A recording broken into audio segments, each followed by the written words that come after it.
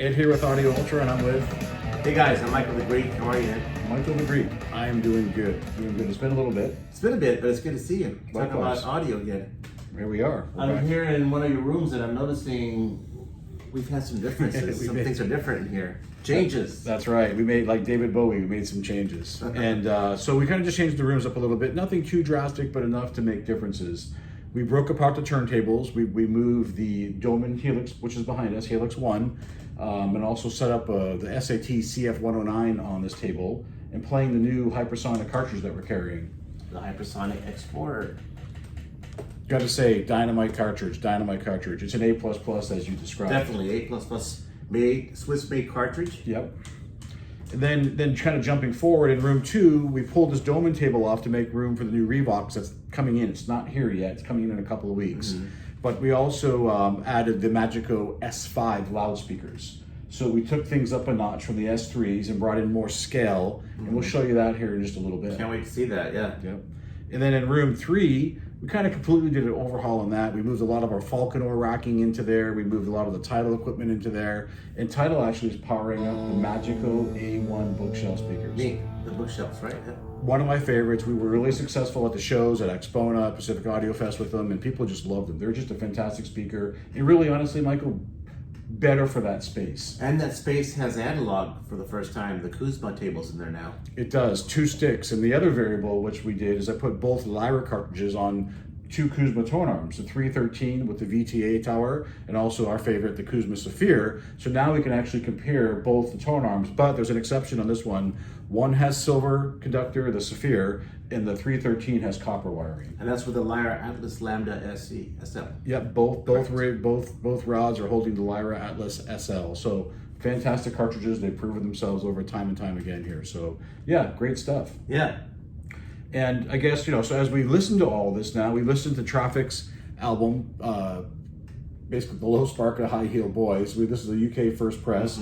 And we actually had it cleaned at Perfect Vinyl Forever. Oh yeah, you've said quite a few things there. They come back with a little sticker confirming the date they cleaned it. Yep. That little sticker there up on the right or left, whatever side you're looking at, it kind of confirms when it was clean and how it was clean. Perfect Vinyl has a couple different processes and how they basically clean and or restore albums. So totally worth checking out. I'll put the link to their website at the bottom of the screen here, but makes a big difference. Awesome. So, but yeah, so when we compare these rooms now, what do you like? Starting off with with the Dohmann behind us, how are you hearing the overall sound? I'm loving the sound of this room in particular right now. Gorgeous sound. Everything just seems to have a lot of synergy. Very naturally balanced sound with the X4 cartridge in place on the CF arm and with the Dohmann cartridge table. Yep, and we kept playing the same song, "Light Up" and or "Leave Me Alone" here on the Traffic album. It's this album, in my opinion, really brings out a system. It's recorded Definitely. well, it's Really engineered well well, recorded. Yeah. and just has a lot of cool instruments and stuff that you can kind of start hearing. So the lower the noise floor, the more clarity, the more detail you're going to hear from an album from Mr. Stevie Winwood here. And just, again, fantastic. And this room, too, remember, is built so it's all quiet rock on the walls. It's quiet rock insulation above there. So, and of course, the AC power is to the T's using OEI cabling on 7 individual circuits, which will make a difference. But yeah, that's this room. And a quick highlight of room 3, the smaller of the rooms. What did you think of the comparing the 2 Dohmann, or not the Dohmann, the 2 Kuzma tone arms? I like the sound of both of them.